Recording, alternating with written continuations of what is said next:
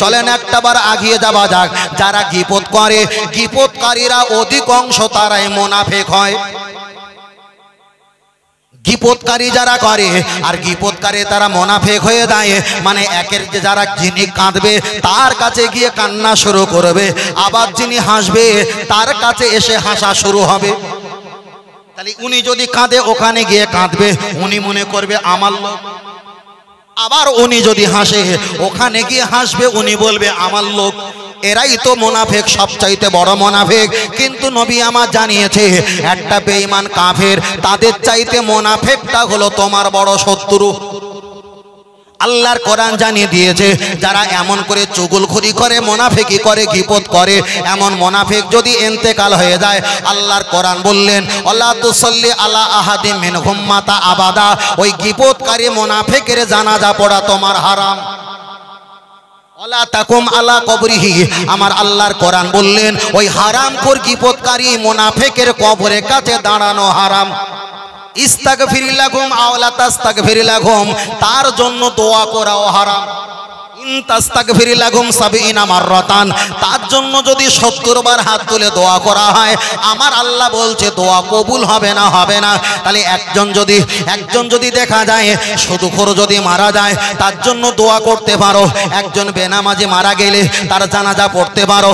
একজন সুসাইড করে আত্মহত্যা করে মারা গেলে তার জানাজা পড়তে পারো, কবরের কাছে যেতে পারো। একজন যদি মদ খেতে খেতে মারা যায় তার কবর জিয়ারত করতে পারো, তার কবরের কাছে দোয়া চাইতে পারো। কিন্তু মুনাফিক গীবতকারী যদি মারা যায় তার জানাজা তার কবরের ধারে দাঁড়ানো, তার জন্য দোয়া করো, তার জন্য হাত তুলে দোয়া করা হারাম। তাহলে যারাই গীবত করছো বাবা, এখন আপনার এক হাত সেলাই করতে গিয়ে 5 হাত ছিঁড়ে গেছে, আপনি 5 বছর পরে বুঝবে। চলেন আমি আপনাকে বোঝাতে চেয়েছি, লক্ষ্য করে দেখা যায় আপনার কাছে একটাই কথা বললাম, 3 শ্রেণীর দোয়াটা কবুল হয়। 1 নাম্বার কবুল হয় আপনারা এখানে দূর থেকে মাহফিলে এসেছেন আর কোনো কারণে রাস্তায় ফেসে গেছেন, আপনার প্রতি কেউ জুলুম করে, আপনার প্রতি যদি কেউ কষ্ট দেয়, আপনি হয়ে গেছেন মাজলুম ব্যক্তি। মাজলুম ব্যক্তি আল্লাহ নবী হাদিস শরীফে বলেছেন ওই মাজলুম ব্যক্তি যাদের বদদোয়া করবে সঙ্গে সঙ্গে দোয়াটা কবুল হয়ে যায়। 1। দ্বিতীয় নাম্বার হলো আপনি এখানে বসে আছেন, ইবাদত করলেন, আলহামদুলিল্লাহ ভালো। আপনি দেখা যায় দূর দেশে বাড়ি, দূর এলাকায় বাড়ি, আপনি মুসাফির, আর মুসাফির ব্যক্তি দোয়া করলে আর নবী আমার বলেছেন সঙ্গে সঙ্গে দোয়াটা কবুল হয়ে যায়। ওটাই হলো 2। তৃতীয় নাম্বার হলো যারা রোগগ্রস্ত বিমারে, তারা কষ্ট পায়, ক্লান্ত হয়ে গেছে, খুব কষ্টের ভিতরে আছে, আর বিমার ওয়ালা ব্যক্তি যদি কারোর বদদোয়া করে ওই বদদোয়াটা আল্লাহর দরবারে কবুল হয়ে যায়। 3। তবে একটাই কথা আমি আপনার কাছে রিসিভ করে জানতে চাই, কোনো ব্যক্তি যদি হঠাৎ মারা যায় আর কোনো ব্যক্তি যদি ভুগে ভুগে মারা যায়, দুটোর ভিতরে কোন ব্যক্তিটাই ভালো? হঠাৎ মারা গেছে একজন, আর একজন 1 বছর 2 বছর 3 বছর 6 মাস 5 বছর ভুগে ভুগে কষ্ট পেয়ে মারা গেছে। এই দুটোর ভিতরে কোন ব্যক্তিটা আল্লাহর কাছে ভালো? তাহলে যে ভোগে ভোগে মরল, ছেলেরা বলবে যে ভোগে ভোগে মরল সেটাই হলো ভালো। কিন্তু যারা গীবত করে, চুগলখড়ি করে, ওদের কাছে ভালো মন্দ ওরা যেটাই বোঝে সেটাই বলছে। কতই না পাপ করেছে, মাল যাচ্ছে তা যায় না, বলে না বলে এত পাপ করেছে আল্লাহ জাহান লিচ্ছে তা লেয় না, ও তো ভুগে ভুগে মরছে। এটাই হলো মুনাফিক আর গীবতকারীর বৈশিষ্ট্য, কারোর ভালো এরা দেখতে পায় না। কিন্তু নবী আমার বলেছেন যারা অকস্মাৎ মারা যায়, হঠাৎ মারা যায়, আল্লাহ বলে ডাকার সুযোগ পায় না, ওটাই হলো কপাল ফাটা। যারা 1 বছর 2 বছর 6 মাস কিংবা বিভিন্ন সময় নিয়ে যারা কষ্ট ভোগে ভোগে মরে, আল্লাহ নবী বলেছেন তারা আল্লাহর কাছে বারবার আল্লাহ আল্লাহ বলে চিৎকার দেয়, আর আল্লাহকে বারবার ডাকার বিনিময়ে ছোট ছোট গুনাহ ওই কষ্টের বিনিময়ে আমার আল্লাহ মাফ করে দেয়। কিন্তু সমাজে এমন একটা রেওয়াজ হয়ে গেছে, কোনো হাজী সাহেব গাজী সাহেব কোনো ব্যক্তি যদি একটু কষ্ট পেয়ে মারা যায়, তখন চায়ের দোকানে আর মার্কেটে সমালোচনা হয়, কতই না পাপ করেছে, যাবে তবে বলে যাবে, বলে না বলে ও যাবে তবে বলে যাবে। মানে এত বড় জ্ঞানী হয়ে গেছে সারা পৃথিবীর বিচারের মাথায়, সারা পৃথিবীর বিচার। এবার সমীক্ষা করেছে চায়ের দোকানে বসে, বলছে ওই পার্টি এত পাবে, এই পার্টি এতটা সিট পেতে পারে, তবে ও কিছু পাবে না। সমীক্ষা, এর ব্রেন, এইসব মোনাফেক মার্কা যারা আছে না, এতে মারাত্মক বেড়ে।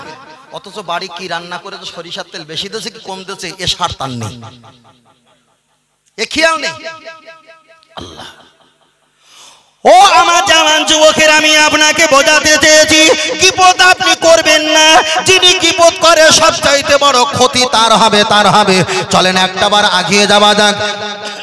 আল্লাহর ওলি হাসান বাসারি রহমাতুল্লাহ আলাইহির কথা বলছিলাম। দেখা যায় ওনার সাবারি অমৃতে এসেছে। হাসান বাসারি রহমাতুল্লাহ আলাইহি এক সময় তিনি জিতলা নদীতে ঘোরাঘুরি করছেন। নদীটার নাম হলো জিতলা নদী। ওই কোন ওই নদীটা কোথায় আছে আমার খেয়াল আসছে না। যত সম্ভব ওটা কুফার আশেপাশে কিংবা খরাসানের আশেপাশে হতে পারে একটা জিতলা নদী। এখন হয়তো সেই নামটা পরিবর্তন করে দিয়েছে। কেউ বলেছে সিরিয়া নবী ব্যবসা করতে যেত, আবার নতুন করে বলছে তৎকালীন জামানা সিরিয়া ছিল আর এই জামানায় ওটাই হয়েছে ফিলিস্তিন। কথা বুঝতে পেরেছেন? নাম পরিবর্তন হয়েছে। চলেন আমি আপনাকে বোঝাতে চেয়েছি তাহলে সিরিয়াটা ফিলিস্তিন হয়েছে এই বিষয়টা ওরা ভালো বলতে পারবে। কিন্তু হাসান বাসরি রহমাতুল্লাহ আলাইহি জিতলা নদীর পাশ দিয়ে হেঁটে হেঁটে যাচ্ছিলেন। আর একটা ছেলে নিজের মাকে ঘর থেকে বাহির করে, গরমের সময় উত্তপ্ত প্রখর রৌদ্র, বালো আর বালো উঠছে, ঘর থেকে নিজের মাকে বার করে নিয়ে বোতলে করে ঠান্ডা পানি একবার মায়ের গালে ধরে, মা ঢোক মেরে খায়, আবার নিজের ছেলে ঢোক মেরে খায়। কিন্তু বিশরি হাফি রহমাতুল্লাহ হাসান বাসারি রহমাতুল্লাহ আলাইহি তিনি এতটা খেয়াল না করে নিজের অন্তর থেকে ঘৃণা করে ফেলেছে। একটা ছেলে আর একটা মেয়ে নদীর পাশে বসে তারা নেশাগ্রস্ত শুরু করলেন। এলাকার মানুষকে দেখাচ্ছে, দেখো ওই ছেলেটা ওই মেয়েটা ওরা এক জায়গায় গলায় হাত দিয়ে নদীর হাওয়া খায়, ওরাই যেন ওখানে নেশা করছে, নেশা করছে। কিন্তু ওটা ছিল ওটা মা, ওটা ছিল মায়ের সন্তান। ওরা বসে বসে মায়ের খেদমত করছিল, ঘর থেকে বার করে নিয়ে ঠান্ডা পানি মাকে খাওয়াচ্ছিল। কিন্তু কোনো কোনো জায়গায় ব্যাখ্যা এসেছে নদীর উপর দিয়ে তিনটে মানুষ তারা জেলে মাছ ধরছিল, নদীর স্রোতে ভেসে ভেসে চলে যাচ্ছিল। আর যিনি মাকে পানি খাওয়াচ্ছিলেন তিনি বুঝতে পারছে আমার সামনে দিয়ে হাবুডুবুর খেতে খেতে চলে যায়। মায়ের কাছ থেকে অনুমতি নিয়ে লাফ দিয়ে তিনটে ব্যক্তিকে হাত ধরে টেনে টেনে কষ্ট করে তিনজনকে ডাঙায় তুলেছে। হাসান বাসারি রহমাতুল্লাহ আলাইহি জিজ্ঞাসা করলেন, বাবা তুমি যদি না থাকতে এই তিনটে ব্যক্তিরা এরাই তো এখানে পড়ে মারা যেত। ওই সময় বলেছিলেন, হুজুর আপনি কিছু মনে করবেন না, আপনি 10 মিনিট আগে আমার নামে সমালোচনা আর গীপত করেছিলেন, কিন্তু আল্লাহ আপনি যখন গীপত আর সমালোচনা করার পর আল্লাহ আপনার ভিতর থেকে ইলম আর মায়া আল্লাহ তুলে নিয়েছিল। কিন্তু আমি ঘর থেকে আমার মাকে আমি বাহির করেছিলাম, ঠান্ডা পানি আমার মাকে খাওয়াই, আমি খাই আবার মাকে খাওয়াই। তুমি মনে করলে এটা যুবতী অপমা কুন্দরী একটা মেয়ে হবে, কিন্তু না, এটা আমার জনম দক্ষিণী মা। তুমি এতটা ঘৃণা করার বিনিময়ে তোমার মতো ওলিকে আল্লাহ বসিয়ে রেখে আর মায়ের সেবা করা ওলা মূর্খ ব্যক্তিকে আমার আল্লাহ আমার ওসিলায় তিনজনকে নিরহ ব্যক্তিকে আমার বিনিময়ে আল্লাহ বাঁচিয়েছে।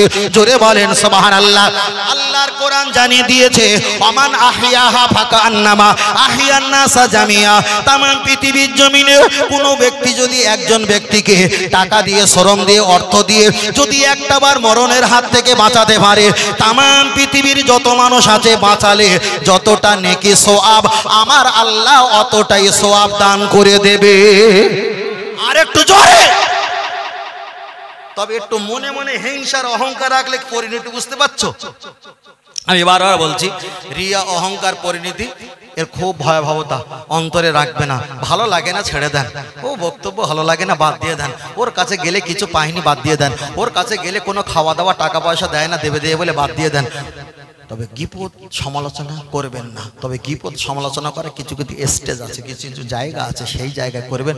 আপনার বাড়ি ফ্যামিলি আছে, আপনার বাড়ি ফ্যামিলি সম্পর্কে বলতে পারেন যে অমুক ব্যক্তিটা খাতান লোক, অমুক ব্যক্তিটা খারাপ লোক, অমুক ব্যক্তিটা বদ চরিত্র ব্যক্তি, খবরদার ওর খপ্পরে পড়বেন না। এটা আপনার ফ্যামিলি পরিবার বাঁচানোর জন্য কোরআন বলেছে, কো আনফুসাকুম ওয়া আহলিকুম নারা, তুমি বাঁচো, তোমার পরিবারকে বাঁচাও। তুমি ওই বিষয়ে লোকটার কাছ থেকে জেনেছো এবং তোমার পরিবারকে ওর হাত থেকে বাঁচার জন্য গীপত করতে পারো, এটা জায়েজ। কথা বোঝাতে পেরেছি? এটা জায়েজ। আপনি যদি না বলেন তাহলে ওরাও বিপদে ভবিষ্যতে পড়বে। তবে আপনি বেঁচেছেন, আপনার পরিবারকে বাঁচানোটা কোরআন, আপনি এই গীপতটা করতে পারেন। তবে এটা আপনার পরিবার সদস্য আর আপনার যতই ক্লোজ বন্ধু থাকে তার সঙ্গে বলতে পারবেন না। কেন? তার কোনো নিরাপত্তা নেই, নিরাপত্তা নেই।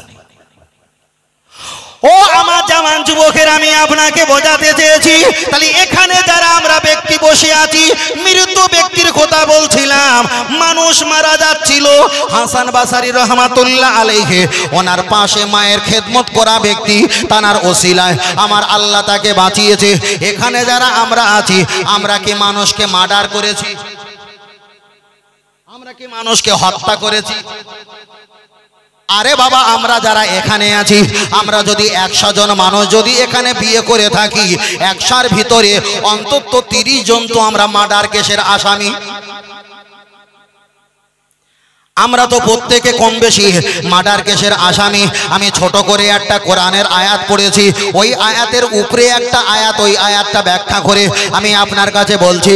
আমরা যখন দরুদ পড়াই, কলেমা পড়াই, আমরা যখন জিকির করি আর বারবার বলি আসমানের মালিক হলো আল্লাহ, জমিনের মালিক হলো আল্লাহ, আমরা সকলে আল্লাহ আল্লাহ বলি। হায়াতের মালিককে বলি আল্লাহ, মউতের মালিক বলি কে আল্লাহ, ইজ্জতের মালিককে আল্লাহ, বিইজ্জতের মালিককে আল্লাহ, রিজিকের মালিক আল্লাহ। তাহলে রিজিকের মালিক আল্লাহ, কথাটা ভালো ভালো ভালো, অবশ্যই ভালো। এবার একটাবার আগিয়ে যাওয়া যাক। আপনার ছেলেকে, আপনার মেয়েকে আপনি বিবাহ দিয়েছেন, 1 বছর 1.5 বছর বিবাহ জীবনে তাদের জীবনটা সঙ্গী হয়েছে 1 থেকে 1.5 বছর। হঠাৎ করে আপনার মেয়েটা ফোন করে বলছে, আব্বা আপনি কোথায় আছো? তখন আপনি বললেন, এই মাত্র তো আমি বাড়িতে এসছি, মা তোমার কি অবস্থা বলো। আব্বা বিয়ে হয়েছে কত বছর? আব্বা হিসাব করে বলছেন, মা বিয়ে হয়েছে মাত্র 1.5 বছর। আব্বা লজ্জার কথা কি বলবো, আল্লাহ আল্লাহ আমার একটা গর্ভে সন্তান দিয়েছে। জিজ্ঞাসা করলো সন্তানের বয়সটা কত বছর বয়স, কত মাস বয়স? বলল আব্বা 4 মাস পার হয়ে গেছে।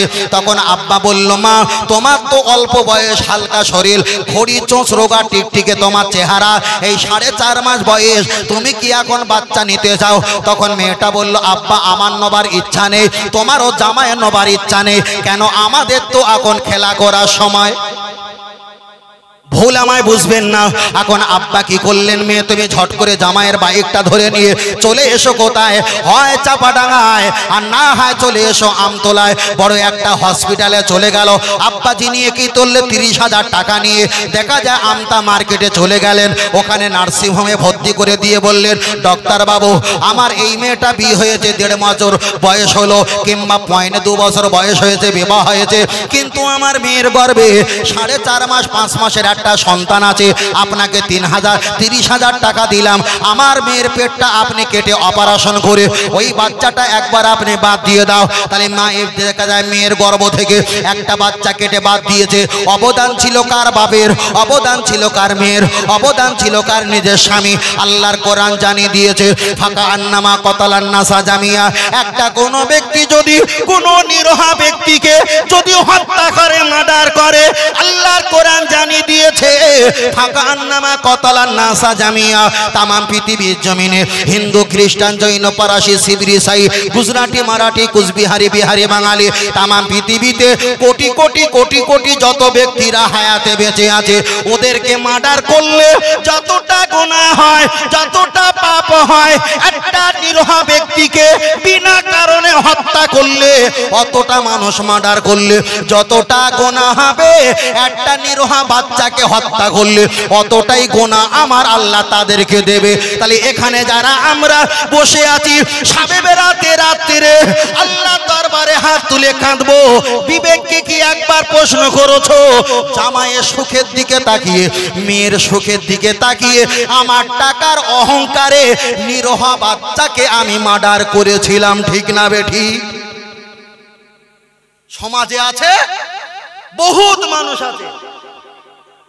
আল্লাহ আল্লাহ, ফের বলছি বাবা, সবাই বলি আমরা জান্নাতের আশা করি, সবাই বলি আনা মিনাল মুসলিমিন, আমি মুসলমান, সবাই বলি ইন কুনতুম মুমিনিন, আমি ইমানদার, সবাই বলি আমি ভালো, আমি ভালো, আমি ভালো।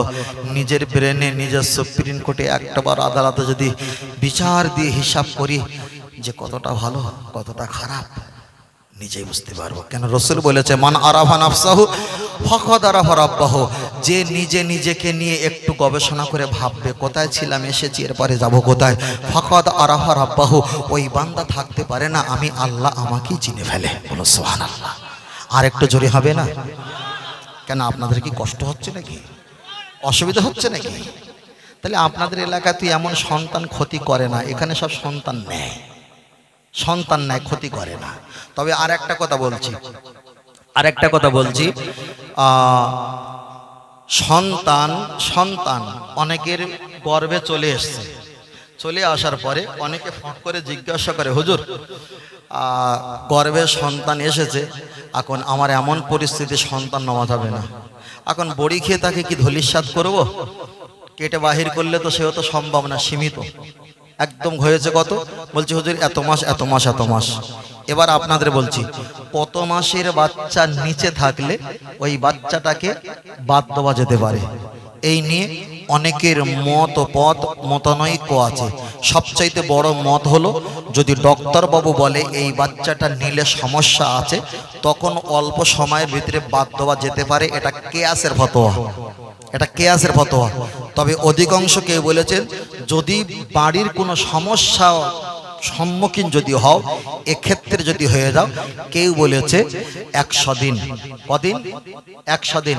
আবার কেউ বলেছে না, মাত্র হবে ওটা 62 দিন না কতদিন, এমন করে অনেক কোটা এসছে। আমি বিষয়টা স্পষ্ট পাইনি। আর জানারা 90 দিন বলেছে, 100 দিন বলেছে, তারা আমাদের মাযহাবের আলেম নয়, যার কারণে তাদের লেখা বই পুস্তকটা আমি গ্রহণযোগ্য করতে পারিনি। তবে এতটুকু বলছি, বাচ্চা ক্ষতি করা আর বাচ্চা নেওয়া এর ভিতরে সবচাইতে বড় ভূমিকা আব্বা আর মায়ের। তবে খবরদার, শ্বশুর হয়ে, বাপ হয়ে, ভাই হয়ে, দুলা ভাই হয়ে, খালো আব্বা হয়ে আঁক বাড়িয়ে আপনি হাত লাগাবেন না। কেন আপনি একজনকে সুখ দিতে গিয়ে আপনার অচিরে কিন্তু জাহান্নামের ঢস ঘাড়ে পড়তে পারে, বুঝলেন না? ঘাড়ে পড়তে পারে। আল্লাহ আমাদের সকলকে কবুল করেন, বলেন আল্লাহুম্মা। আরেকটু সকলে বলেন আল্লাহুম্মা আমিন। চলেন, আমি আপনাকে বলছিলাম, তাহলে সন্তানের বিষয়টা আমি ছোট করে বলতাম না, শুধু ওই বিষয়টা চকুল করি আর গীপতকারীর বিষয়টা বলতে গিয়ে, কোরআনের আয়াতটা বলতে গিয়ে এই বিষয়টা চলে এসেছি। চলেন এবার একটা বার আগিয়ে যাওয়া যাক। লক্ষ্য করে দেখা যায়, আল্লাহ নবী এক সময় দাঁড়িয়ে আছেন, একটা সাহাবা এসে নবীকে বললেন, ও আল্লাহ নবী, আপনার কাছে আমার একটা কথা আছে। আল্লাহ নবী বললেন, কি বাবা? সাহাবা বলো, ফামাদাল ইয়া রাসূলুল্লাহ, হাবিবাল্লাহ, আপনি আমাদের এলাকায় বসবাস করেন, তবে আমাদের এলাকায় কিছু একটা লোক আছে, ওই লোকটা বারবার বলে আমি সবচাইতে বড় নামাজি, আমি সবচাইতে বড় জ্ঞানী, আমি সবচাইতে বড় সাইমিন, রোজা রাখি, এমন কথা বলে। আমার দয়ার নবী বলল, কে বলে, কে বলে? এমন কথা বলতে বলতে ওই ব্যক্তিটা রাস্তা দিয়ে প্যাকেট নিয়ে বাজারে হেঁটে যাচ্ছিল। আল্লাহ নবীকে বললেন, হুজুর ওই হলো সেই ব্যক্তি। আল্লাহ নবী তাকে ডাক দিলেন, ওই ব্যক্তিটা নবীর সামনে এসে হাজির হয়ে গেল। আল্লাহ নবী জিজ্ঞাসা করলেন, তুমি কি মনে মনে করো আমার চাইতে জ্ঞানী আর কেউ নেই? ইয়া রাসূলুল্লাহ, হ্যাঁ এটা আমি মনে করি। তুমি কি মনে করো আমার চাইতে বেশি নামাজি রোজাদার, দেখা যায় ইবাদতকারী এই এলাকায় কেউ নেই? ইয়া রাসূলুল্লাহ, আমি এটাই মনে করি। আল্লাহ নবীর চেহারাটা কিন্তু রং পরিবর্তন হয়ে যায়। আল্লাহ নবী তো ওই এলাকায় বসবাস করে, কিন্তু উনি বললেন আমার মতো এত রুকুকারী, এত সেজদাকারী, এত সাইমিন রোজাদার আমাদের এলাকায় কেউ নেই। ওই ব্যক্তিটা মসজিদে নববীতে নামাজ পড়তে চলে গেলেন। আল্লাহ নবী আবু বকরকে বললেন, বাবা আবু বকর, তুমি কি ওই ব্যক্তিকে মার্ডার করতে পারো? আল্লাহ নবীর কথা শুনে আবু বকর উনি মসজিদে নববীর ভিতরে হাজির হয়ে গেলেন। দেখতে পাওয়া যায় ওয়ারকা ওমর রাকিন এত সুন্দর করে রুকু করে সুবহান রাব্বিয়াল আযীম তাসবিহ পাঠ করে। আবু বকর দৌড়ে এসে আল্লাহ নবীকে বললেন, ইয়া রাসূলুল্লাহ, আপনার কথাটা আমি মাথায় রাখি, কিন্তু ওনার রুকু দেখে আমার মায়া হয়ে গেল, আমি মারতে পারলাম না। আবু বকর যখন পারলেন না, ওমরকে পাঠিয়েছিলেন, যে ওমরের দিকে নবী আমার বললেন, লাউ ফালাউ কানা বাদান নবিয়িনা লাকানা ওমরু নবিয়্যা, আমার পরে যদি আল্লাহ কাউকে নবী বানাতেন সেটাই ছিল হযরতে ওমর। এই ওমর হুজুর আমার চলে গেলেন মসজিদে নববীতে, উনি সেজদায় গিয়ে এত সুন্দর তাসবিহ পাঠ করে। ওমর ফারুক তিনি চলে আসলেন, মানলেন না, শেষ বেশে হযরতে আলীকে পাঠিয়েছিলেন। আলী হুজুর যখন যায়, ওই ব্যক্তিটা মসজিদের খিড়কি দরজা ভেঙে উনি দৌড়ে পালিয়ে চলে গেছে। আল্লাহ নবী জানতে পেরে আফসোস করে বলেছিলেন, ও আমার সাহাবায়ে কেরামেরা, ইন্নাকা লা আলা খুলুকিন আযীম, আমি দয়ার নবী, আমি উম্মতের কান্ডারি, আমি কাউকে মারতে বলি না। তবে যে ব্যক্তিটা সবচাইতে বড় জ্ঞানী, সবচাইতে বড় নামাজি, সবচাইতে বড় চতুরতা, সবচাইতে বড় রোজাদার ব্যক্তি আমার সামনে তিনি গর্ব করেছিল, ওকে আমি মারতে বলেছিলাম এই কারণে উনি হলো পৃথিবীর শ্রেষ্ঠ মুনাফিকের বাচ্চা। তাম পৃথিবীতে যতদিন মুনাফিক আর চুগলখুরি তৈরি হবে সব কোটা ওই হারামখোরের বংশধর হবে। রসুল যদি তাকে মেরে দিত সাহাবাদের দ্বারায়, তাহলে পৃথিবীতে চুগলখোর আর ফিতনাবাজি পাওয়া যেত না। তাহলে এরা কারা বুঝতে পেরেছেন? মারাত্মক মারাত্মক। যদি বলেন হুজুর চলেন আমি আরেকটা দলিল দিয়ে যাই, আল্লাহর কোরআনে তায়াম্মুমের ফরজ কটা? তায়াম্মুম তিনটা। তায়াম্মুমের ফরজ কটা? তিনটা। উজুর ফরজ হলো চারটা। উজুর ফরজ, তায়াম্মুমের তিনটা। নবীর সঙ্গী হয়ে আম্মা জান আয়েশা সিদ্দিকা রাদিয়াল্লাহু তাআলা আনহা, তিনি নবীর সঙ্গে সবর করছিলেন। খুব ভালো করে শুনেন, এই এরা কারা বোঝাতে চেয়েছি।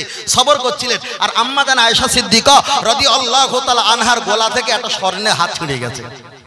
আর ছিঁড়ে গেছে যে উটে করে যাচ্ছিলেন সেই উটটা শুয়ে পড়েছে, মানে ঘুমিয়ে পড়েছে ওই হাড়ের উপরে। খুঁজে পাওয়া সম্ভব? খুঁজে পাওয়া সম্ভব না। চারিদিকে খোঁজাখুঁজি হয়ে গেল। রসুল অনেক দিন চলে গেছে আর সাহাবাদের মাঝখানে আম্মাজান আয়েশা সিদ্দিকা ওই হাড় খোঁজার জন্য সাহাবারা আম্মাজানকে সহযোগিতা করছে। খুব ভালো করে শুনবে।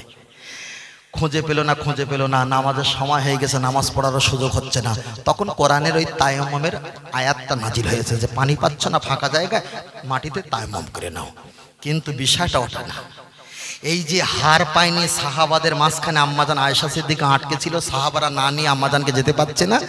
আর নবী চলে গেছে দূরে, সাহাবা আম্মাজানরা এখানে, মাঝখান তো ফাঁকা, মাঝখানটা ফাঁকা তো অনেকটা লং। এর ভিতর থেকে কিছু ব্যক্তিরা রসুলের কাছে গিয়ে বলছে, ইয়া রাসূলুল্লাহ, আম্মাজান আয়েশা সিদ্দিকা একটা সাহাবার সঙ্গে ধর্ষিত করেছেন বলে। নাউজুবিল্লাহ। রসুলের কাছে যখন এই কথাটা পৌঁছে গেছে, সঙ্গে সঙ্গে রসুল বললেন, আয়েশা, তোমার সঙ্গে আমার সঙ্গে সম্পর্কটা বিরোধী থাকবে। কেন? এটা সঠিক কি বেঠিক তোমার মুখ থেকে শুনবো না যতদিন আল্লাহর ফায়সালা না আসবে। কথা ভালো করে বোঝেন। কার নামে সমালোচনা করেছে? রসুলের স্ত্রী। কোরআন বলছে উম্মাহাতুল মুমিনিন, মানে আমাদের আম্মাজান তানার নামে।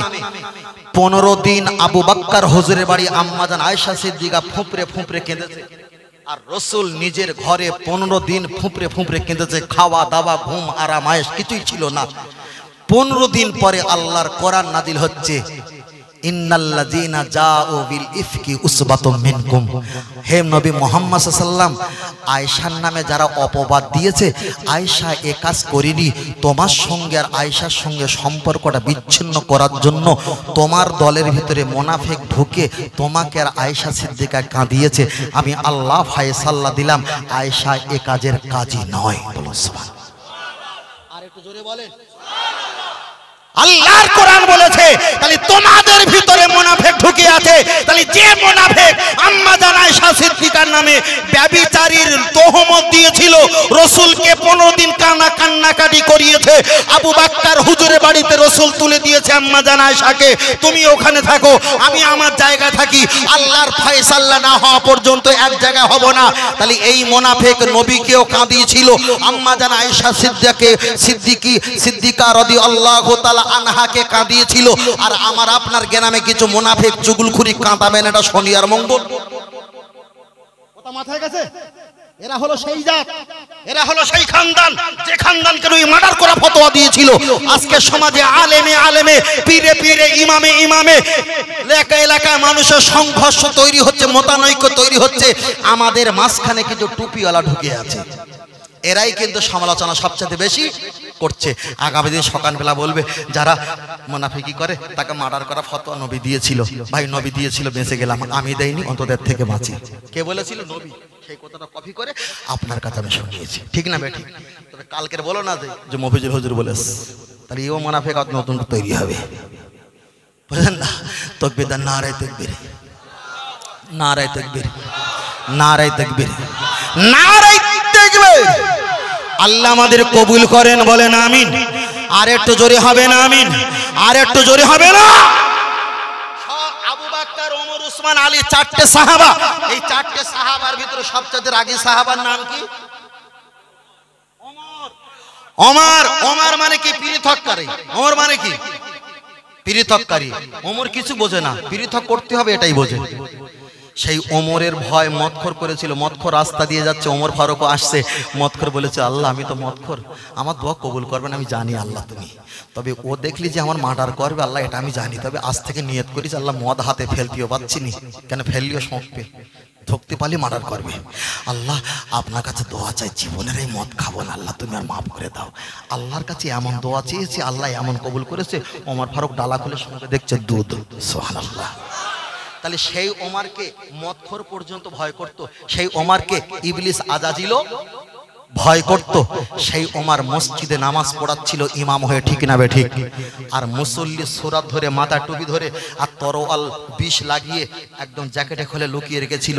ইলা শাহমাতি উদুনাইহি তাকবীর বেঁধেছে, রুকুতে গেছে, সেজদায় গেছে, পিছন থেকে তরোয়াল এনে ওমরকে খ্যাস খ্যাস করে মার্ডার করা, কতল করা শুরু করেছে। এরা কি আমেরিকা থেকে লোক এসেছিল না আমাদের দলের ভিতরে, নবী সাহাবাদের ভিতরে?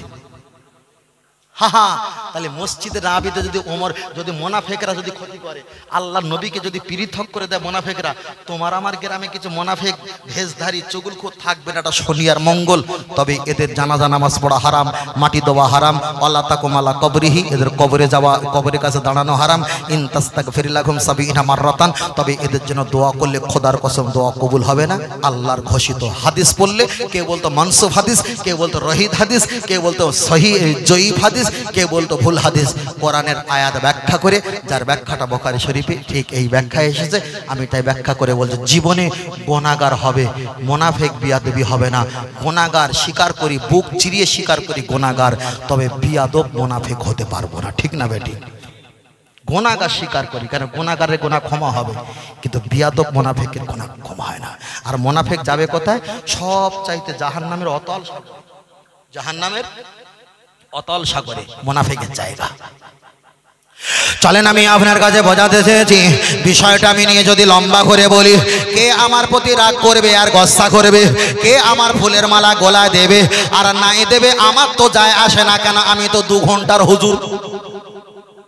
আমার প্রতি রাগ করে আর আমার প্রতি গালি বন্ধ করে আমার কিছু যায় হবে না। আপনি যদি গালি বন্ধ করেন, রাগ করেন, আল্লাহ এবং রসুলের বিধানের উপরে আপনি রাগ করেছেন, তবে এতটুকু বিশ্বাস করে নাও, ভুল করে মানুষ, আর যারা ভুল থেকে ফিরে আসে তারাই তো হলো ইমানদার। জোরে বলেন, আর একটু জোরে বলেন সুবহানাল্লাহ। তবে আপনার কাছে জানিয়ে দিই, আমার আল্লাহর কোরআন বলে দিয়েছেন, আমার বান্দা ভুল করবে, ইয়্যাকা নাবুদু ওয়া ইয়্যাকা নাস্তাইন, আল্লাহ हम तेरी ही इबादत करते हैं और तुझी से पर दोनों हाथ उठाकर दुआ मांगते हैं। আল্লাহ বলেছেন, বান্দা তুমি ভুল করবে, ইবাদত করবে আমার, আমার কাছে সাহায্য চাইবে, সুম্মাস্তাগফিরনি গফারতু লাকা ওয়ালা উমালি, আর আমি আল্লাহ তোমার চোখের পলক মারার আগে তুমি খাতাটা খুলে দেখে নিও, তোমার গুনাহটা আমি আল্লাহ মাফ করে দিয়েছি। আর একটা বার জোরে বলে সুবহানাল্লাহ। তুমি গুনাহগার, ওয়াসজুদু লিল্লাহ, সেজদা গিয়ে আল্লাহর কাছে কাঁদো, আমার আল্লাহ ক্ষমা করে দেবে। তুমি গুনাহগার, আল্লাহর কাছে হাত তুলে তওবা পাঠ করো, আস্তাগফিরুল্লাহ রাব্বি মিন কুল্লি, আমার আল্লাহ গুনাহটা মাফ করে দেবে। তুমি গুনাহগার, মসজিদে গিয়ে কাঁদো, তুমি গুনাহগার, আল্লাহর নামে দান করে কাঁদো, তুমি গুনাহগার, কোরআন তেলাওয়াতে কাঁদো, তুমি গুনাহগার, আমার নবীর ওসিলা দিয়ে আল্লাহ পাকের দরবারে দোয়া যাও, তুমি গুনাহগার, হাক্কানি আলেম ওলামা পীর মাশায়েখ এদের কাছে গিয়ে একটা বার তওবা করো। তবে যারা গুনাহগার ছিল তারাই তো আল্লাহর ওলি হয়েছে। বিশরে হাফি রহমাতুল্লাহ আলাইহি, উনি ছিল মদখোর, উনি কিন্তু চুগলখোর চিটিংবাজি ছিল না, উনি গুনাহগার ছিল, উনি মদখোর ছিল। রাস্তা দিয়ে যাচ্ছিল, বেসিনজের বিস মিমলামজের মিল্লাম খরজাবাল্লাহ, হে রাজির হি রহে জাবার র, মিম খরজাবার মা নুন রজিনির রজাবারা হে ইয়াজহি मिम जरमी बिस्मिल्लाहिर रहमानिर रहीम, अल्लाह के नाम से शुरू करता हो जो बड़ा मेहरबान निहात रहमाला है। ওই বিসমিল্লাহ লেখাটা নিয়ে বিশরে হাবি একটা বার বুকে লাগায়, একটা বার চুম্বন খায়, বাড়িতে গিয়ে মায়ের কথা শুনে আতর গোলাপ লাগিয়ে একটু উঁচু জায়গায় টাঙিয়ে দিয়েছে। রাতের অন্ধকারে এক দরবেশ ব্যক্তি এসে বলেছেন, এই আল্লাহর বান্দা বিশরে হাবি, তুমি আল্লাহর কোরআনের আয়াতটা নিয়ে তুমি যখন উপরে টাঙিয়ে দিয়েছো, আমার আল্লাহ পাক তোমার মতো মদখোর মাটিতে শুয়ে থাকা ব্যক্তিকে আমার আল্লাহ ওলির জায়গায় টাঙিয়ে দিয়েছে। আর একটু জোরে বলেন সুবহানাল্লাহ। আপনি চলে যাও নিজামুদ্দিন আউলিয়া, তোমার মতো চুগলখুরি ছিল না, তোমার মতো দুমুখ ছিল না। নিজামুদ্দিন আউলিয়া মানুষকে মার্ডার করতেন, মানুষকে হত্যা করতেন, এমন তওবা করেছেন, আমার আল্লাহ তাকে ওলি বানিয়েছে। আপনি চলে যাও, অনেক আছে সুদখোর, আল্লাহর কাছে এমন তওবা করেছে, আমার আল্লাহ তাদের তওবাকে কবুল করে নিয়েছে। অনেকে ছিল বেনামাজি, এমন তওবা করেছে, আমার আল্লাহ তাদের তওবাটা কবুল করে নিয়েছে। তবে গুনাহগারের রাস্তা আমার আল্লাহ দেখিয়ে দিয়েছে। যারা চুগলখোর মুনাফিক, এদের কোনো রাস্তা নাই নাই নাই নাই। এরা কাবায় ক্ষতি করেছে, মসজিদে নববীতে ক্ষতি করেছে, মুসলমানদের দল বিভক্ত করেছে, আলী হুজুরকে ক্ষতি করেছে, আম্মা জান মা ফাতেমা, আম্মা জান মা আয়েশা, এদিকে রসুলকে 15 দিন ধরে কান্নাকাটি করিয়ে দিয়েছে। তাই বারবার বলবো, তোমরা যদি আল্লাহওয়ালা ব্যক্তি, সৎ ব্যক্তির সঙ্গে যদি চলতে পারো, হাসরের ময়দানে কিয়ামতের দিনে আমার আল্লাহ ওই সৎ ব্যক্তির সঙ্গে তোমারও লাইনটা জান্নাতের লাইন হয়ে যাবে। আর একটু জোরে। তবে জীবন ভরে একটা কথা বলছি, ভেড়ার মতো দলে না থেকে সিংহর মতো একা থাকবে। তবে যারা চুগলখুরি গীপতকারী, এর কথা ওর কাছে লাগায়, এই রকম ব্যক্তি ভেড়ার মতো দল হতে পারে, তবুও দলে ঢুকে নিরাপত্তা থাকবে না। কথা বুঝতে পেরেছেন? সিংহর মতো একা থাকবে, তবে ভেড়ার মতো দলে থাকবে না। কেন? এরা এক্ষুনি রং পড়েছে, আবার একটা জায়গায় রং পাল্টে যাবে। যত রাজনীতির লোক যাদেরকে মার্ডার করেছে, হত্যা করেছে, দেখবেন সব এই মুনাফার কামার লোক। মালা পরিয়েছেন সাহেবকে, মালায় বোমা ছিল, ঠিক না বেঠিক? বোঝাতে চেয়েছে আমি তোমার লোক। আমি রাজনীতি তো কিছু বুঝিনি, কিছুটা বুঝতে পারছো তো যেটা বলতে চাইছি? এটাই যথেষ্ট, আমি বুঝিনি। জানেন, একটু বললে বুঝে নেবে। মালা পরিয়েছে, বোঝাতে চেয়েছে আমি আপনার লোক। মালা পরিয়েছেন, শেষ। তারপরে বলছে আমি আপনার লোক। বডিগার্ড ছিল, বডিগার্ডকে কবজা করে নিয়ে তাকে ক্ষতি করেছে। ওসামা বিন লাদেনকেও ক্ষতি করেছে টাকা পেয়ে বডিগার্ড। ইতিহাসের দিকে তাকিয়ে থাকো, সব কোটা ক্ষতি করেছে সব নিজের নিজের কাছে কাছে কাছে থাকাওয়ালা ব্যক্তি, কাছে থাকাওয়ালা ব্যক্তি। তাই একটাই কথা বলবো, সর্বসময় শুনবেন বেশি, বলবেন। তাহলে কি হবে? ওদের যে বিস্তার, ওদের যে সার মারা ইউরিয়া ফসল, সব কিন্তু সারকার হয়ে যাবে। শুনবেন বেশি, অপেক্ষা করবে তুমি কখন বলবে, কখন বলবে, কখন বলবে। বলা যখন বেশি হবে তখন জালে জড়িয়ে যাবে। শুনবেন বেশি, হ্যাঁ ঠিক ঠিক ঠিক ঠিক। বলো কিছু, কি বলবো? ওই তো সব বলবো। কত বছর ও আজকে আসবে, ফের আগামী দিন ফের পরে আসবে। ভাই সেদিন বলেছিলাম আবার একটা কাণ্ড ঘটেছে। কি কাণ্ড? এই ওই ওই ওই তাই বলে, হ্যাঁ বিরাট ব্যাপার তো। হ্যাঁ, তা তোমার এ সম্পর্কে মত কি? কি বলবো? ওই তো শুনতিস তো কদিন ধরে। ও চলে গেল, আবার 2 দিন আসবে, 3 দিন আসবে। আসার পরে যে কোনো কুষার মিটতেছে না, তখন বলবে ওসব কিছু বোঝে না, ওসব কিছু একদম তুমি মূর্খ হয়ে গেছো তার কাছে, বেঁচে গেছো বেঁচে গেছো। বুঝেন না? দরুদ শরীফ আল্লাহুম্মা জোরে